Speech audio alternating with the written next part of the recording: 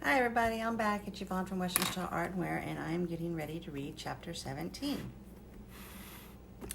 School started that fall and I was moved to the second grade. That was the last year that Mrs. Whitehall would be teaching. I learned right much though, and I picked up that year how to write, and I also learned to make good letters. She drilled it in to us for a farewell. Write with your arms instead of your hand, she always said. She sure helped us to learn. When I was out of school, I sold papers at the train station uptown in the hotels and courthouse. There was this guy at the courthouse that always ran us kids out of there, but we always came back because there was a lot of sales from people waiting for trials and such. This old guy was a janitor and he was acting like a bailiff. He would go around a hollering, Clem Roberts? Oh yes, come to the courts, come into the courts, or this day you'll forfeit your bond.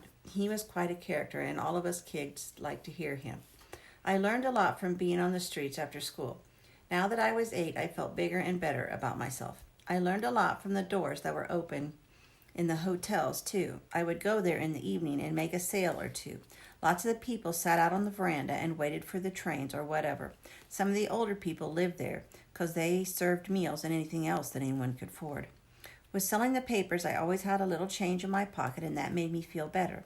At the hotel is where I learned what a prostitute was and how she sold herself for a living. They almost always bought a paper for me, and I liked them pretty well. I never told my ma what I learned, or she would have made me stop selling the papers. I was doing pretty good, making a little change, and I didn't want to stop. I did pretty good that whole year selling papers and whatever else I could get into. I didn't have much time for the home, but nobody seemed to care.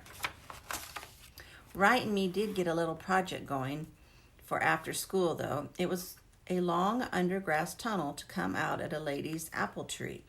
The weeds in the grass was real tall between us and this old lady's house. We tunneled a tunnel so we could get the apples without anyone seeing us. This old woman never did anything with them, just let them fall on the ground and rot.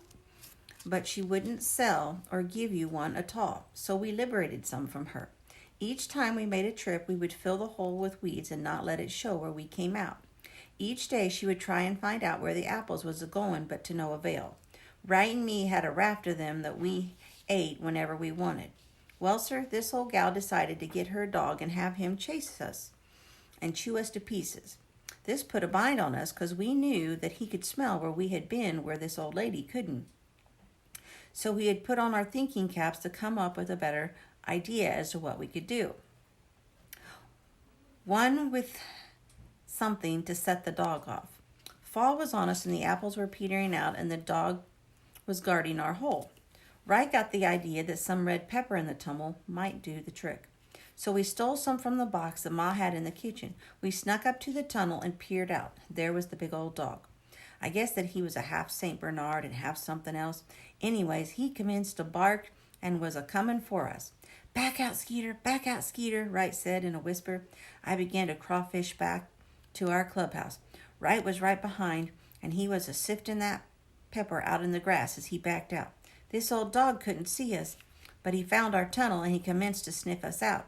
He made several sniffs, and then he let out a war whoop and lit out for his house, a-dragging his nose on the ground every little bit.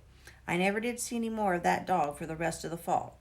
The weeds and the apples were all gone, and our house finally dried out and fell down. Mr. Hall came over to the house one night, the one who cured the sore on my lip and who owned the little red house. Tom and Rose, he said. It was Saturday and Pa wasn't working. I got this house up on the railroad. They call it the Hornbuckle House. It has 7 rooms, a bath, and a big hallway that could be made into another room if you wanted. It's coming empty in a month, and I'll rent it to you if you want. Ma and Pa was all hot for the big house and told Mr. Hall that they'd take it when it came empty. It'd be closer to the city where I sold my paper. In fact, you could see the railroad station from the house. I was doing pretty well at the schoolhouse and I'm making pretty good grades.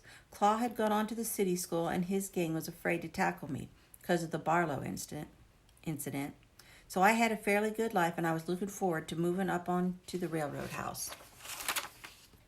There come this medicine show to town, and they set up the courthouse square. Now, I ain't never seen a show like this kind, and I didn't have to be home before dark, so I sat down and watched. This old medicine doctor had him a couple of gals and a black-faced comedian. Some feller to beat the drums and another one to play the banjo. The first night I got me a seat under a tree in the back of the courthouse and was ready for the fun. Then a set of gals rushes out on the stage and begin to dance and do some high kicks, and the music was getting into it for a good piece. Then here comes this fella in a clawhammer coat-tail and striped breeches. Hold it, he says, and the band fell soft, and the girl stopped dancing. Now, folks, my name is Dr. Benjamin Branson, and I'm here to tell you about the many wonders of the world and a miracle cure that comes in a bottle. It'll cure anything from a tired mind to a cut on the foot to impotence. See. Yes, sir, I'm here to tell you it's a born winner, and I made it from the oil of a rattlesnake and the horns of a white rhino. I want to show you what it'll do before you buy the first bottle. Now here, sirs and ma'ams, is a bottle of urine from a dying man, and I added a short burst of Dr. Branson's snake oil, and she comes white as snow. So he shakes a little of the oil in the dark water and shook it up real good, and the water was as clear as a crystal. Now that's proof for you and any that doubt my words.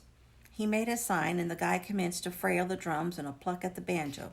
This black-faced guy ran out on the stage, and they stopped. Now I had a girl in the other town that was so skinny that she looked like 6 o'clock. Why, that gal could go out in the rain and not get wet. One day she was a-eatin' and she swallowed a whole olive, and 6 men left town. He did a little black bottom and a little sanding after he told the joke. Then there was this other gal that she was so bashful she turned her dresser around so she could open her drawers.